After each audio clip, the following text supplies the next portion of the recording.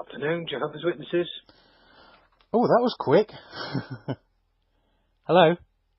Hello, how can we help you? What it is, I've just got to make a point.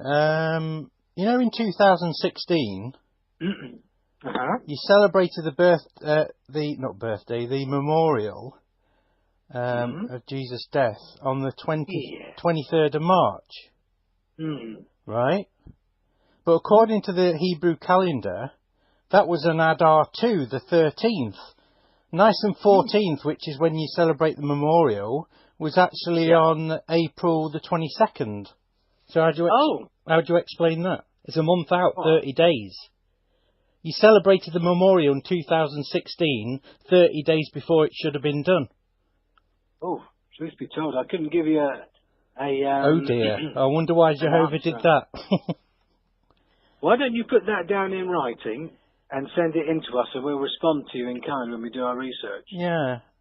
It's just good idea, isn't it? Yeah, there's just another thing on the website, on the CD-ROM. It's got under Nebuchadnezzar, under Insight Volume 2, it's got Nebuchadnezzar ruled for 43 years. Now in Jeremiah 52, it says that Jerusalem was invaded and attacked by Nebuchadnezzar, destroyed in his 19th year. Now you say on here Nebuchadnezzar ruled from 624 to 582. Now you work backwards, so in his 19th year, 624 minus 19 is 505 BCE. And you say he was destroyed in 607. What point are you trying to make? Your dates are all wrong. Which to me questions 607, because the date you say Nebuchadnezzar was in rule was 624 when he started. Put that down in writing as and send it in, and we'll respond to you and give you the right answer. Because when I checked I checked all the dates of the Neo-Babylonian kings, because we all know that Babylon fell in 539 BCE. Yeah. If you count the kings from your CD-ROM, Nabonidus ruled for he ruled for 17 years from 539. Then Labashi-Marduk 1 year, Naraglesai 4 years, Evil Merodach 2 years, and Nebuchadnezzar ruled for 43 years. As I said, that brings you to 606. Now you take back 606, 19 years, and it comes to 587 BCE when Jerusalem fell. Which is what the historians say it fell at, not 607, which messes up 1914. But it's in your own literature. Yeah, I wondered whether you were going to come up with that one. Well, no, but it's true though. Again, my dear friend, put it all down in writing. Yeah, but you obviously. I'll tell you this now, right? Now, in Malachi chapter 4, it says that I will send my messenger Elijah in the last days. That was Malachi chapter 3. Chapter 4, that is Elijah. But the messenger is in chapter 1. I'm telling you now, I am the messenger of Jehovah. Are you? Yes. Right. In Christ you will find the surname Hurst, Hirst. Yeah, which is my mother's maiden name. No way. So basically, my mother is the mother of Christ, because I do the Bible code, because Watchtower doesn't believe in the Bible code, but I've got so much evidence of who I am. The Bible is saturated with codes. If Jehovah being the greatest mathematician, don't you think he would have encoded the Bible to give it another message? Overlaid it? It's possible, isn't it? But I've done my research. Now, within my mum's maiden name means brushwood. And if you put Christ and brushwood together, you get birchwood, which is where my Kingdom Hall is. In Lincoln? Yeah. I've been there. Right. Oh, that's not a coincidence then, is it? Yeah. Ah, you see. And My name, James, means he who takes the place of another by force or usurps the place of another. And Are you a baptised brother? Sorry? Are you baptised? No, I was disfellowshipped because I confessed to adultery, and then the elders disfellowshipped me for that. Because I confessed it. It was all wrong. What I went through is the same as what Jesus went through, being crucified. And I've basically been on my own in my own house for 9 years.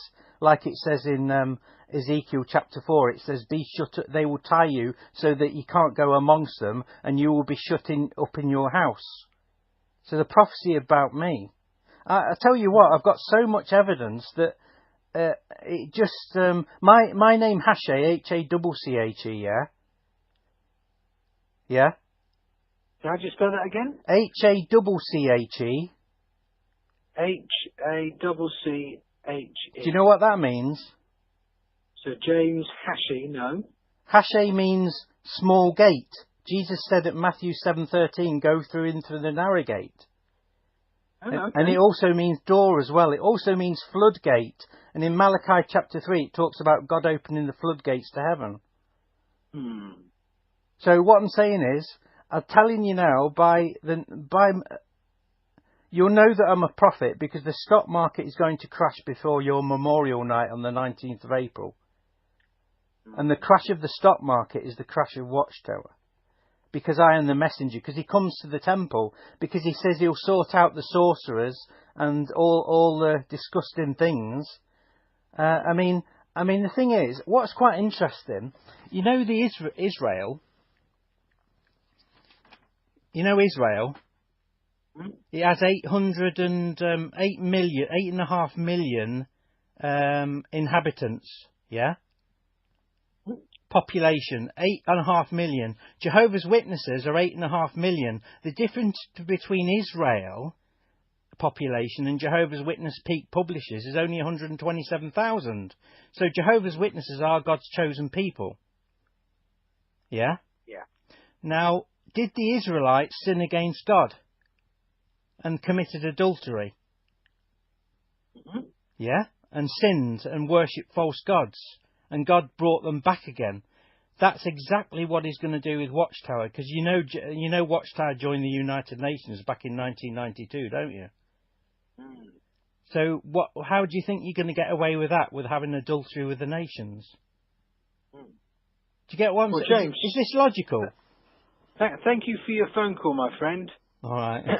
When Watchtower fall on the 19th, and when the stock market crash in the next... before 19th of April, then ring me back. Will do, James. Have you got my number? Yeah, I got it right here. As I say, the stock market is going to fall very soon. That's the start of the Great Tribulation, is when the stock market crashes. And then Lovely. The world economic collapse will set forth for a few years until Armageddon comes, and it will never recover the stock market. I'm a genius on the stock market. I make thousands. Very good. Yeah. Good for you. But I'm glad you've got my number anyway. Yeah. I know you don't like giving your name, but look up the Babylonian kings. As I say, Jerusalem didn't fall in 607. It fell in 587 because all your kings in your CD-ROM correspond. You've got all the kings, Neo-Babylonian kings, and they all add up to 606. Take 19 years away, Jerusalem fell in 587. Do your research. Okay. Thank you very much for your time. I really appreciate the phone call. And you. Thanks for listening. See you, mate. Bye. Oh, that's made him think.